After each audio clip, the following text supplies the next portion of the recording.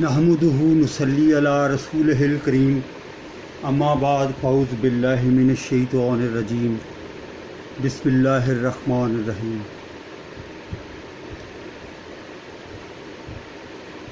اسلام میں خواتین یا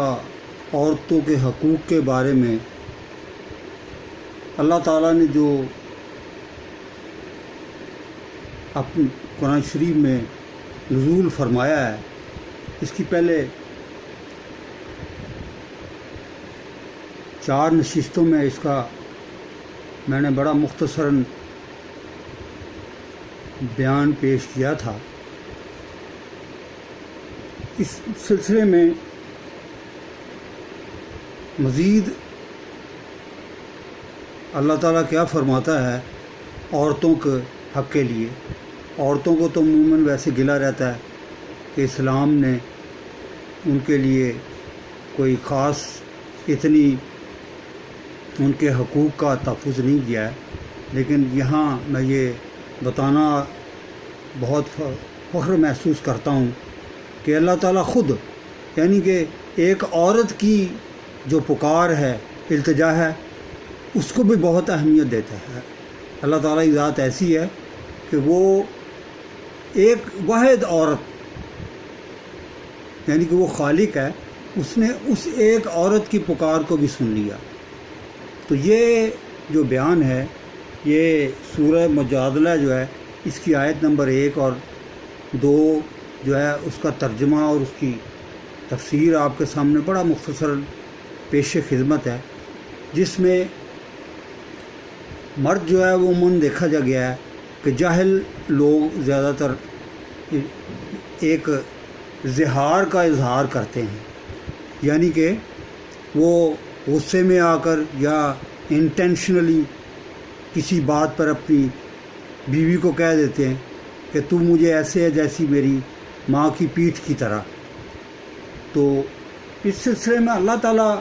جو ہے وہ عورت کے حق میں کیا بیان فرماتا ہے، اس نے کیا نازل کیا ہے، میں آپ کے سامنے پیش کرتا ہوں۔ اعوذ باللہ من الشیطان الرجیم، بسم اللہ الرحمن الرحیم۔ قد سمع اللہ قول التی تجادلک فی زوجها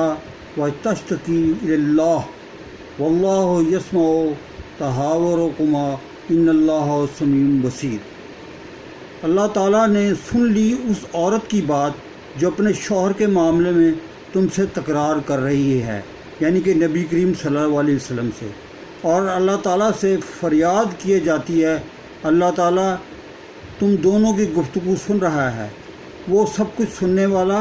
اور دیکھنے والا ہے۔ آیت نمبر 2 میں اللہ تعالیٰ کیا فرماتا ہے؟ اللہ زینہ یظاہرون منکم من نسائہم ما ہن امہاتہم ان امہاتہم الا اللہ ولدتنہم وانہم لا یقولون منکرا من القول وزورا وان اللہ لعفو غفور۔ جو لوگ تم میں سے اپنی عورتوں کو ماں کہہ دیتے ہیں، وہ ان کی مائیں نہیں بن جاتی، ان کی مائیں تو وہی ہیں جن کے بطن سے وہ پیدا ہوئے، بے شک وہ نامعقول اور جھوٹی بات کہتے ہیں، اور اللہ تعالیٰ بڑا معاف کرنے والا اور بخشنے والا ہے۔ تو جناب، یہ آیت نمبر 1 اور آیت نمبر 2 سورہ مجادلہ کی، اس کی آپ کے سامنے ترجمہ پیش کیا ہے۔ اب مختصراً تفسیر یہ ہے، جس خاتون کے بارے میں یہ آیات نازل ہوئی ہیں، اس کا تعلق قبیلہ خزرج کی خولہ بن سالیہ تھی۔ وہ ان کے شوہر اوس بن صامت انصاری قبیلہ اوس کے سردار حضرت عمادہ رضی اللہ تعالیٰ عنہ بن صامت کے بھائی تھے۔ ان صحابیہ کی فریاد کا بارگاہ الہی میں مسموع ہونا اور فوراً ہی وہاں سے ان کی فریاد رسی کے لیے فرمان مبارک نازل ہو جانا ایک ایسا واقعہ تھا جس کی وجہ سے صحابہ کرام میں ان کو ایک خاص قدر و منزلت ہو گئی تھی۔ اب یہ دیکھیں کہ اللہ تعالیٰ نے ایک عورت کی آواز سنی، وہ جو کہ نبی کریم صلی اللہ علیہ وسلم سے فریاد کر رہی تھی، تو فوری طور پہ اللہ تعالیٰ نے اس کی آواز جو تھی، اس کی التجا کو سنا، اور اس کے التجا سنتے ہی فوری طور پر اس کے حق میں اللہ تعالیٰ نے فرمان جاری کر دیا۔ تو آیت نمبر 2 میں ہے، عرب میں عام طور پر ایسی صورت پیش آتی تھی کہ شوہر اور بیوی میں لڑائی ہوتی تو شوہر غصے میں آ کر کہتا انت علی الازہر الامی، اس کے لغوی معنی تو یہ ہیں کہ تو میرے اوپر ایسے ہے جیسی میری ماں کی پیٹھ، لیکن اس کا اصل مفہوم یہ ہے کہ تم سے مباشرت کرنا میرے لیے ایسا ہے جیسے میں اپنی ماں سے مباشرت کروں۔ موجودہ زمانے میں بہت سے نادان لوگ بیوی سے لڑ کے اس کو ماں، بہن، بیٹی سے تشبیہ دے بیٹھتے ہیں، جس کا صاف مطلب یہ ہوتا ہے کہ آدمی گویا اسے بیوی نہیں بلکہ ان عورتوں کی طرح سمجھتا ہے جو اس کے لیے حرام ہیں۔ اسی فعل کا نام زہار ہے۔ جاہلیت کے زمانے میں اہل عرب کے ہاں یہ طلاق بلکہ اس سے بھی زیادہ شدید قطع تعلق کا اعلان سمجھا جاتا تھا، کیونکہ ان کے نزدیک اس کے معنی یہ تھا کہ شوہر اپنی بیوی سے نہ صرف ازواجی رشتہ توڑ رہا ہے بلکہ اسے ماں کی طرح اپنے اوپر حرام قرار دے رہا ہے۔ اسی بنا پر اہل عرب کے نزدیک طلاق کے بعد تو رجوع کی گنجائش ہو سکتی تھی، مگر زہار کے بعد رجوع کا کوئی امکان باقی نہ رہتا تھا۔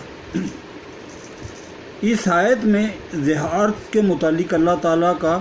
یہ پہلا فیصلہ ہے۔ اس کا مطلب یہ ہے کہ اگر ایک شخص